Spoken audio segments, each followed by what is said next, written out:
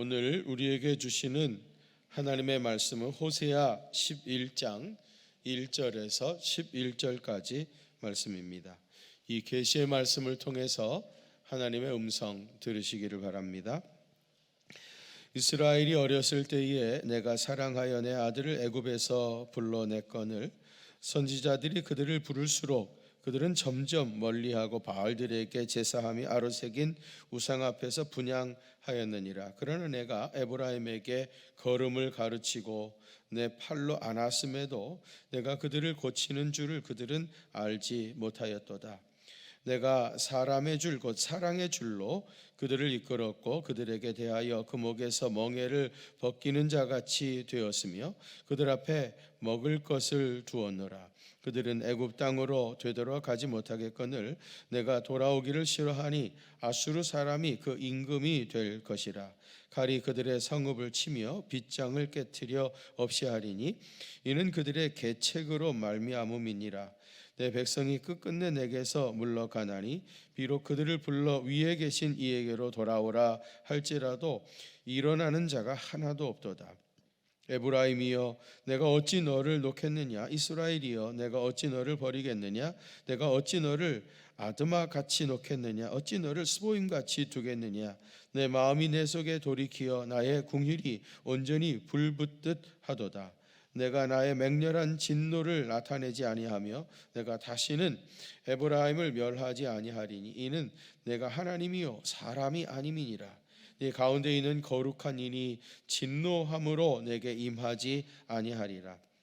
그들은 사자처럼 소리를 내시는 여호와를 따를 것이라. 여호와께서 소리를 내시면 자손들이 서쪽에서부터 떨며 오되 그들은 애굽에서부터 새같이 아수르에서부터 비둘기같이 떨며 오리니 내가 그들을 그들의 집에 머물게 하리라. 나 여호와의 말이니라. 아멘. 오늘 이것에 하나님이 우리와 함께 하시는 건 분명하죠. 그럼에도 불구하고 우리의 삶 속에는 많은 인생의 굴곡들이 있습니다. 건강하다가도 갑자기 참 많은 건강의 문제가 생기는 경우도 종종 있고요. 또 사업을 하시는 분들도 평생 회사가 잘 될 거다, 그런 장담은 누구도 할 수 없고요. 또 직장 다니시는 분들도 오늘은 내가 직장 생활을 하지만은 과연 내 직장이 언제 어떻게 될는지는 누구도 아무도 모르는 일입니다. 세상의 그 어떤 사람도 평생 실패를 모르고 뭐 근심이니 낙심이니 이런 거 하지 않고 늘 좋은 일들만 있을 수는 없습니다. 늘 사람은 이런저런 어려운 일들이 많이 있게 되어지고 업앤다운이라고 그랬죠.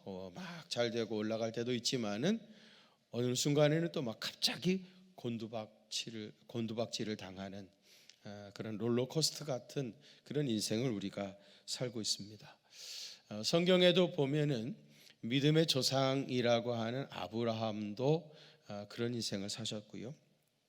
그의 100배나 수확을 얻었다는 이삭도 굉장한 삶의 위기가 찾아오기도 했고요. 키를 쓰고 장자의 축복을 받았던 야곱의 생애도 나중에 돌이켜 보니까 험악한 나그네의 삶을 살았다. 그렇게 이제 고백할 수밖에 없는 그런 인생을 살았고요. 또 광야 생활의 지도자 모세도 마찬가지고요. 또 가나안 땅의 영웅이라고 하는 여호수아도 마찬가지고요. 또 평생을 하나님을 의지하고 하나님을 찬양하며 살았던 다윗의 생애도 마찬가지입니다. 오늘 우리도 각양각색의 실패와 어려움을 당하면서 하루하루를 살고 있습니다. 누구도 내일을 장담할 수 없고요. 인생의 고난이 나와는 상관없다, 그렇게 말할 수 있는 사람은 아무도 없습니다. 세상 사람들도 다 그렇게 살고 있고요. 평생 예수를 믿고 믿음 안에서 살아가는 우리 그리스도인들도 삶을 송두리째 흔들어대는 삶의 위기들이 불청객처럼 갑자기 찾아오기도 합니다. 그래서 사람들이 불확실 혹은 불안, 또 계층 간의 갈등, 이런 것들이 오늘 우리 사회의 증후군이다. 그렇게 얘기를 합니다. 이런 시대를 살고 있는 오늘 우리에게 오늘 본문의 말씀은 놀라운 위로와 약속의 말씀입니다. 여러분 1절 말씀 한번 같이 봉독하실까요? 1절입니다. 시작. 이스라엘이 어렸을 때에 내가 사랑하여 내 아들을 애굽에서 불러냈거늘. 아멘. 여기 이스라엘이 어렸을 때라 그랬는데요. 이스라엘이 가장 미약했을 때, 가장 어려움을 겪고 있을 때, 구체적으로는 그때가 언제였을까요? 애굽에서 종살이 할 때를 말합니다. 그런데 여기서 하나님은 이스라엘을 뭐라고 호칭했죠? 내 아들이야. 내 아들이라고 하는 이스라엘을 하나님이 호칭하셨어요. 여러분 원래 하나님의 아드님은 누구시죠? 예수님이죠. 예수님이 하나님의 아들님이셔요. 그런데 본문에 내 아들을 애굽에서 불러냈거늘이라고 했는데요. 이 말씀은 마태가 마태복음 2장 15절에서 인용하기도 한 아주 유명한 구절입니다. 여러분이 잘 아시다시피 예수님이 유대 베들레헴에서 태어나셨을 때 그때 헤롯이 2살 이하의 어린 아이들을 다 잡아 죽이라고 그러잖아요. 그래서 이제 예수님이 애굽으로 급히 피난을 가셨죠. 거기서 헤롯이 죽었다 하는 소식을 듣게 되어져요. 그래서 이제 예수님이 예수님의 어머니 마리아와 요셉이 아기 예수님을 데리고 이제 유대 땅으로 돌아오려고 하는데 이 헤롯의 대를 이어서 이스라엘의 왕이 된 사람이 누구냐면 그의 아들이었던 아켈라오라는 사람입니다. 이 아켈라오는요 자기 아버지 헤롯 못지않게 엄청나게 잔인한 사람이었어요. 아주 악을 많이 행하는 사람이었어요. 그래서 그 예수님이 자기 원래 고향인 유대 베들레헴으로 돌아가지 못하고, 왜냐하면 이 아켈라오가 유대 갈릴리 지방을 다스리고 있었기 때문에, 그래서 그 예수님이 저 갈릴리 지방 나사렛 조그만 시골 마을로 가실 수밖에 없게 됐습니다. 그래서 이제 예수님이 나사렛 출신이 된 것인데요. 본문에 마태복음 2장 15절에 보시면은 헤롯이 죽기까지 거기 있었으니 이는 주께서 선지자를 통하여 말씀하신 바 애굽으로부터 내 아들을 불렀다 함을 이루려 하심이니라 그랬어요. 여기서 선지자를 통하여 말씀하셨다 그랬는데 이 선지자는 누굴까요? 오늘 우리 본문에 호세아 선지자를 말하는 것이고요. 마태는 오늘 본문 1절에서 내 아들을 애굽에서 불렀다 하는 이 말씀이 결과적으로 문자 그대로 성취되었다고 하는 것을 마태복음에서 확인시켜 주었던 겁니다. 마땅히 예수님에게만 붙여야 했던 호칭 내 아들이라는 말을 하나님은 그의 택한 백성들에게도 너는 내 아들이라 그렇게 불러주신 겁니다. 여러분은 하나님이 공식적으로 인정하신 하나님의 아들이고 하나님의 딸입니다. 아멘이십니까? 하나님이 공식적으로 그렇게 인정하시고 그렇게 불러주셨고, 하나님은 우리를 아들로 딸로 느끼고 경험하고 계십니다. 이번에 우리 큰 아들이 이제 작년에 결혼을 했는데 결혼하고 처음으로 저희 집에 잠깐 왔다가 갔어요. 자기 와이프 데리고. 저한테는 며느리죠. 별로 관심이 없으신가 봐요. 남의 일이니까 뭐. 근데 여러분, 아들과 며느리 내외를 맞이하는 아빠의 마음이 더 설레이겠습니까? 아니면 장가 들어가 가지고 자기 와이프 데리고 아버지를 찾아오는 아들의 마음이 더 설레이겠습니까? 물어보나만 하죠. 여러분, 아들이 아버지를 더 사랑하겠습니까? 아니면 아버지가 아들을 더 사랑하겠습니까? 내리사랑이라고 말이죠. 자식을 향한 아버지의 사랑이 훨씬 더 크죠. 그래서 그런 얘기가 있어요. 자기 아들한테 하는 것의 10분의 1만 그 부모에게 하면은 큰 효자랍니다. 사실이 그렇죠. 여러분 한번 생각해 보세요. 내 아들한테 하는 것의 10분의 2를 부모님께 한다. 그러면 아마 이미 효자라고 소문 다 났을 겁니다. 10분의 1이 뭐예요? 내리사랑입니다.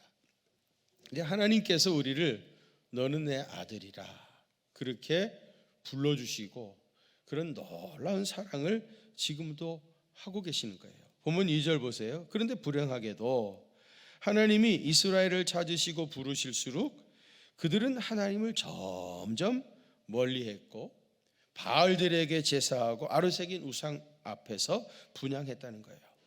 하나님은 이스라엘을 내 아들이라 부르셨고 그렇게 인정했는데 이스라엘은 점점 더 하나님을 멀리 떠나갔던 겁니다. 또 3절에 보시면은요, 그럼에도 불구하고 하나님은 이스라엘을 고치시기 위해서 꼭 애기 다루듯이 걸음마를 가르치고 또 그들을 팔로 안아주신 거예요. 그러나 이스라엘은 하나님의 그 깊으신 사랑을 깨닫지 못했어요. 4절 말씀 한번 같이 봉독하실까요? 4절입니다. 시작. 내가 사람의 줄 곧 사랑의 줄로 그들을 이끌었고 그들에게 대하여 그 목에서 멍에를 벗기는 자같이 되었으며 그들 앞에 먹을 것을 두었노라. 아멘. 여기 보면 하나님께서 사람의 줄 곧 사랑의 줄로 그들을 이끌었다 그랬는데요. 이 사람의 줄이 뭐예요? 곧 사랑의 줄이라는 거죠. 사람의 줄은 사랑의 줄인데 이것은 이 사람의 줄은요 죽음의 줄에 대비되는 개념입니다. 그럼 죽음의 줄이라는 게 뭐냐? 옛날 이제 제사장들이 하나님 앞에 제사를 드릴 때에 제물을 소나 그다음에 양이나 이 제물을 이제 목을 칼로 찔러서 그 피를 다 받아내고 각을 떠서 이제 제사를 드리잖아요. 그런데 그 소나 양이 그 제물들이 말입니다. 나는 하나님께 드려질 제물이니까 날 잡수시오. 그리고 가만히 있는 게 아니죠. 점잖게 뭐 발악을 하죠. 발악을 해. 그러니까 이제 줄을 가지고 꼼짝하지 못하도록 이 제물의 다리를 묶는 겁니다. 그게 죽음의 줄이에요. 그 줄에 묶이게 되어지면 이제 제물들이 죽으니까 그걸 죽음의 줄이라고 하는 거예요. 근데 오늘 우리 본문에서 하나님께서 이스라엘을 살리기 위해서 죽음의 줄이 아니라 사람의 줄, 사랑의 줄로 그를 묶어서 그들을 이끄셨다는 겁니다. 살려내시기 위해서. 또 그들에게 대하여 그 목에서 멍에를 벗기는 자 같이 되었다 그랬어요. 그들의 멍에가 구체적으로 뭐겠어요? 애굽에서의 노예 생활입니다. 이스라엘은 애굽이라고 하는 나라에 붙잡혀 노예라는 멍에를 지고 살았어요. 그러나 하나님께서 그들의 멍에를 다 벗겨주신 겁니다. 그래서 애굽에서 해방이 되어서 가나안 땅에 이르게 된 거 아닙니까? 그리고 그들 앞에서 먹을 것을 두었노라 그러죠. 먹을 것을 두었노라. 여러분 이건 뭘 말하겠어요? 광야에서 내려주셨던 만나와 메추락입니다. 하나님께서 애굽이라는 멍에를 벗겨주시고 그들을 광야로 인도하여 주셔서 먹을 것을 주셔서 약속의 땅으로 인도해 드린 겁니다. 근데 여러분 5절 말씀 한번 같이 봉독하실까요? 5절입니다. 시작. 그들은 애굽 땅으로 되돌아가지 못하겠거늘 내게 돌아오기를 싫어하니 아수르 사람이 그 임금이 될 것이라. 아멘. 그들이 애굽으로 이제 돌아갈래야 돌아갈 수도 없죠. 거기서 해방돼서 나왔는데 애굽으로 돌아갈지도 못하겠거늘 마땅히 그러면 애굽으로 돌아가지만 어디로 가야 돼요? 하나님께로 돌아와야 하는데, 여호와께로 돌아와야 하는데 그걸 싫어한 겁니다. 이스라엘이. 그래서 아수르 사람이 그의 임금이 될 것이다. 무슨 말이에요? 아수르에게 멸망을 당하게 될 것이다. 정복을 당하게 될 것이다. 그런 얘기죠.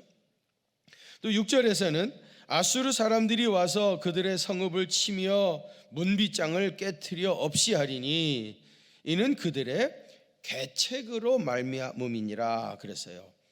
이스라엘의 계책으로 말미암아 이런 일을 당하게 된 것이라 그랬는데요. 여러분 이 계책이라고 하는 게 뭐예요? 굉장히 어려운 낱말인데요. 이 계책이라고 하는 것은 인위적인 수단과 악한 방법으로 하나님께 불순종하며 반역하는 행위, 이걸 계책이라고 합니다. 이런 계책을 제일 많이 썼던 중에 대표적인 인물 중에 하나가 야곱이라는 사람이에요. 그래서 이제 호세아 12장 3절에 보면은 야곱의 이야기가 나오는데 한번 같이 읽어보실까요? 12장 3절입니다. 시작. 야곱은 모태에서 그의 형의 발 뒤꿈치를 잡았고 또 힘으로는 하나님과 겨루되 야곱이 모태에서 자기 형 에서와 다툰 겁니다. 왜? 자기가 먼저 나가겠다고. 뱃속에서부터 형제 간에 싸움이 일어난 거예요. 여러분 참 이것도 특이한 일이죠.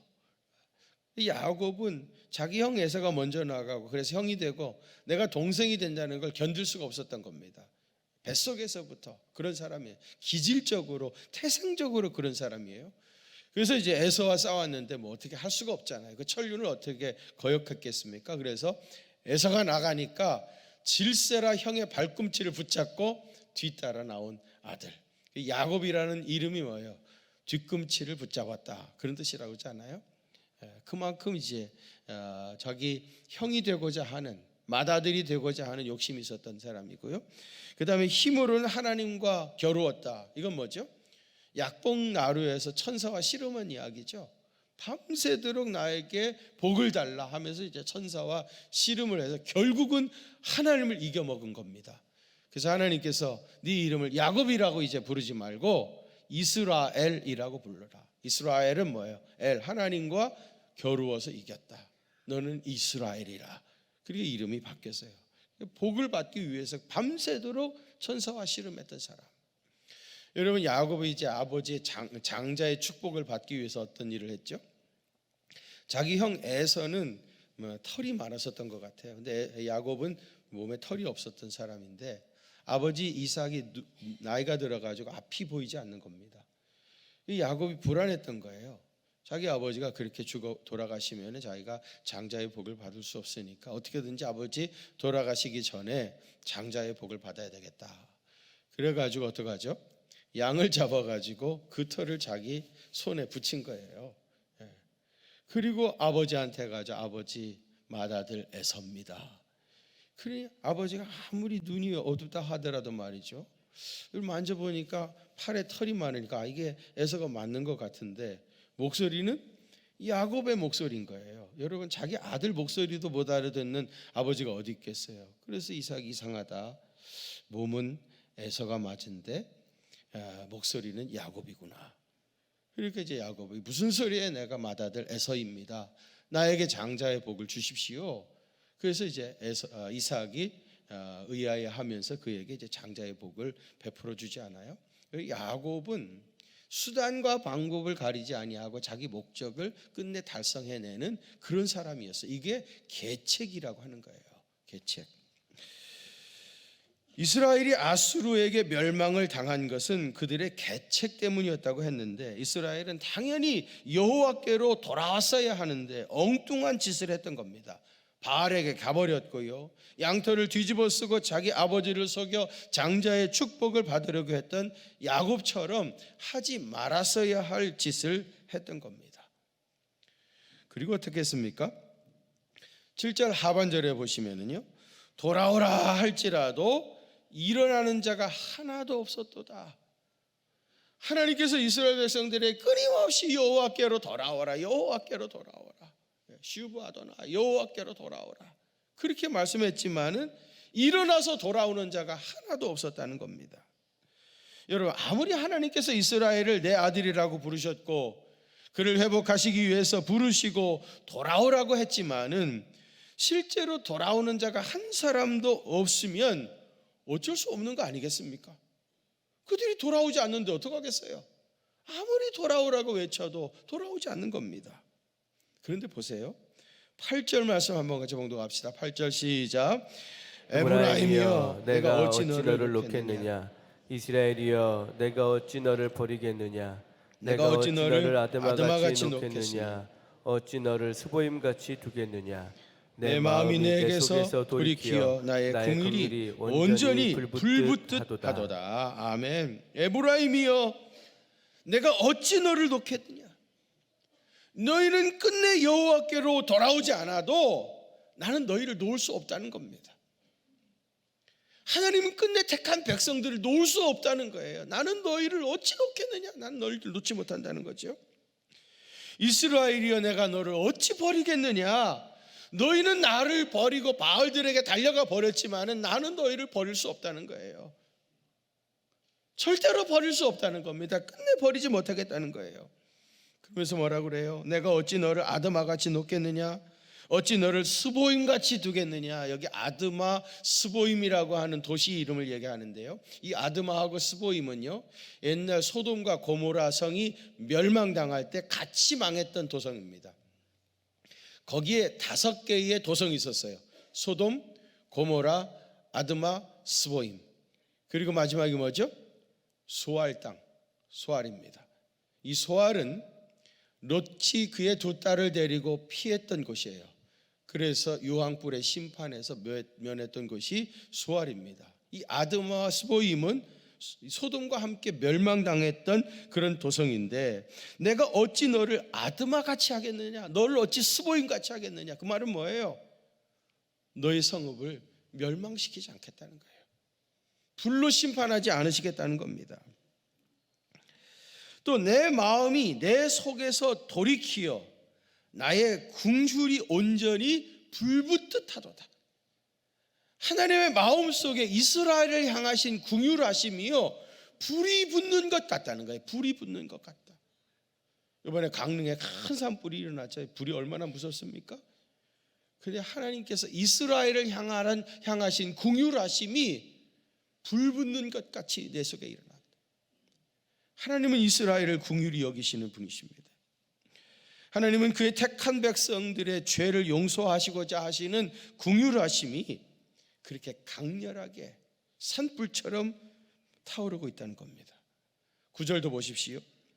내가 나의 맹렬한 진노를 나타내지 아니하며 내가 다시는 에브라임을 멸하지 아니하리니 이는 내가 하나님이요 사람이 아니니라. 네 가운데 있는 거룩한 이니 진노함으로 내게 임하지 아니하리라 그랬어요. 내가 나의 맹렬한 진노를 나타내지 않겠다. 사실 하나님께서 맹렬한 진노를 쏟아부으셔서 소돔과 고모라 같이 멸망을 당해서도 벌써 멸망을 당했어야 할 이 나라인데, 하나님은 맹렬한 진노를 쏟아붓지 않으시겠다는 거예요. 내가 다시는 에브라임을 멸하지 아니하시겠다. 그러면서 뭐라 그래요? 이는 내가 하나님이요 사람이 아니니라. 사람으로서는 도저히 그렇게 할 수 없지요. 끝내 반역하고 그렇게 돌아오라고 해도 돌아오지 아니하고 자기 마음대로 가버린 이 사람을 도대체 어떡합니까? 사람으로서는 이런 이들에게 긍휼을 베풀 수가 없지만 나는 사람이 아니라, 그런 사람이 아니라 너희 같은 사람이 아니고 나는 하나님이라. 내가 하나님이니까 내 아들 에브라임을, 이스라엘을 끝까지 긍휼을 베풀고 진노를 쏟아붓지 아니하시겠다는 것입니다. 끝내 이스라엘을 심판하지 않으시고 긍휼히 여기시겠다고 하나님께서 선언하신 겁니다. 아무리 여호와께 돌아오라 돌아오라 외쳤지만 돌아오지 않았던 이스라엘 백성들에게 끝내 진노를 쏟아붓지 않으시면 여러분, 이스라엘이 결국 어떻게 될 것 같습니까? 한없이 나쁜 짓을 하겠죠.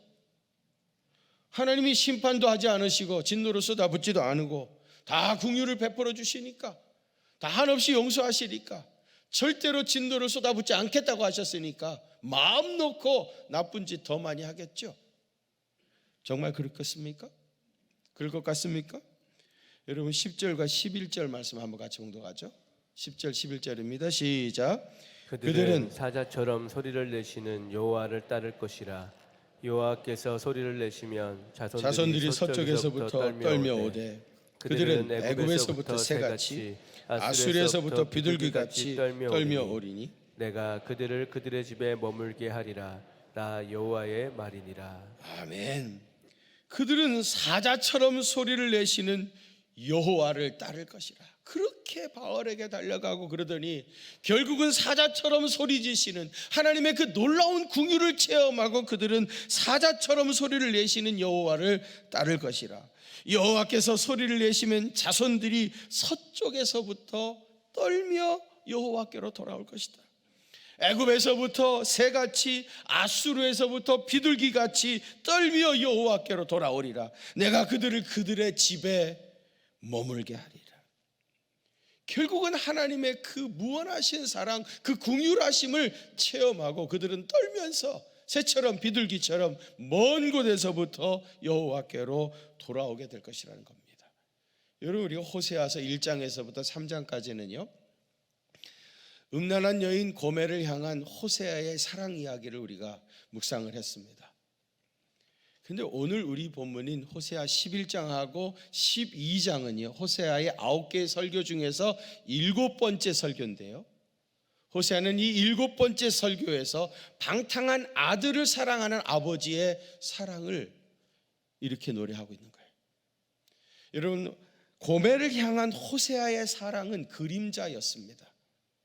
그 절정, 그 본체는 뭡니까? 방탕한 아들 이스라엘을 향한 아버지의 사랑. 오늘 본문 호세아 11장에 나오는 이 이야기가 그 본체입니다. 본문의 이 말씀은 탕자 이야기의 구약편이라고 말할 수 있습니다. 탕자의 비유에서도 그렇고 본문의 이 설교에서도 마찬가지입니다마는 방탕한 아들이 진정으로 돌아와서 변화되어지는 순간은 맹렬한 진노를 퍼붓는 것이 아니라 하나님의 무한하신 긍휼하심을 체험하는 순간입니다. 진정한 능력은 이런 의미에서 긍휼을 베푸는 것입니다. 하나님의 무한하신 사랑과 그 긍휼하심을 체험하게 되어지면 여기 그렇게 바알에게 달려가 버렸던 이스라엘이 떨며 서쪽에서부터 비둘기처럼 새처럼 돌아오는 것처럼 진정한 회복의 역사가 시작이 되어집니다. 기억하십시오. 사람을 변화시키는 진정한 능력은 긍휼입니다. 산불처럼 강렬하게 타오르는 주님의 긍휼하심을 온몸으로 체험하게 되시기를 바랍니다. 본 회포 목사님 너무 잘 아실 거예요. 당시 히틀러가 말할 수 없이 악한 짓을 많이 했죠. 수많은 사람들을 죽이고 전쟁으로 몰아갔습니다. 독일과 전 세계를 전쟁으로 몰아갔던 가장 악명 높은 사람이 히틀러입니다. 이 보네포 목사님께서 유명한 미친 트럭 운전사 비유를 들었어요. 지금 사람들이 광장에 가득 차 있는데 미친 트럭 운전사가 그 트럭을 몰고 광장을 질주하는 거예요. 그리고 어떻게 되겠습니까? 수많은 사람들이 사고가 나가지고 죽어나가는 거예요. 그 미친 트럭 운전사가 누구예요? 히틀러죠. 이 보네포 목사님이 이런 얘기를 합니다. 나는 목사로서 이 사고로 사람들이 죽었을 때 장례식이나 치르고 있는 그런 정도의 일을 할 것이 아니라 저 미친 트럭 운전사를 운전대에서 끌어내려서 더 이상 이런 피해를 입지 않도록 해야 되겠다. 그래서 히틀러 정권을 몰아내는 일에 앞장을 선 겁니다. 당연히 붙잡혔죠. 감옥에 가가지고 사형 언도를 받았습니다. 히틀러 정권을 몰아내는 일에 앞장서다가 엄청난 고난도 많이 당하셨어요. 근데 그 보네포 목사님이 어느 날 잠을 자다가 꿈을 꿨다 그래요. 너는 히틀러를 몰아내기 위해서, 정의를 위해서 그렇게 애를 많이 썼는데 히틀러 그 영혼에 대한 사랑이 있느냐? 그 영혼은 얼마나 사랑을 했느냐? 그렇게 질문하시더라는 거예요. 그는 잠에서 깨어나서 그렇게 고백했습니다. 사랑 없는 항쟁 운동은 그거는 온전한 것이 아니라 그건 헛된 것이라는 거예요. 그는 항쟁 운동에 앞장섰지만 그 기본적인 바탕으로 사랑이 없었던 거예요. 여러분, 진정한 능력은 사랑입니다. 그렇게 도저히 용서할 수 없는, 사랑할 수 없는 이스라엘을 마지막까지 긍휼하심으로 가슴에 품으니까 이스라엘이 비로소 먼 곳에서부터 떨면서 주님 품으로 돌아오는 놀라운 회복의 역사가 일어났던 겁니다. 그런 주님의 놀라우신 은혜를 체험하는 귀한 생애 되시기를 주의 이름으로 축원합니다. 하나님 아버지, 진정한 능력은 긍휼과 사랑하심에 있음을 기억하게 하시고 뜨거운 사랑을 고백함으로 또 체험함으로 변화되어지는 놀라운 구속의 은혜를 체험케 해 주옵소서. 이제는 우리를 억만 죄악 가운데 구원하시려고 십자가에 달려 돌아가신 우리 주님 예수 그리스도의 그 크신 은혜와 하나님 우리 아버지의 무한하신 사랑하심과 성령님의 위로하심과 교통하심이 우리 경기중앙교회 사랑하는 성도들과 또 저들의 가정과 그 생업의 현장들 위에 이제로부터 영원토록 함께 계시옵기를 간절히 축원하옵나이다. 아멘.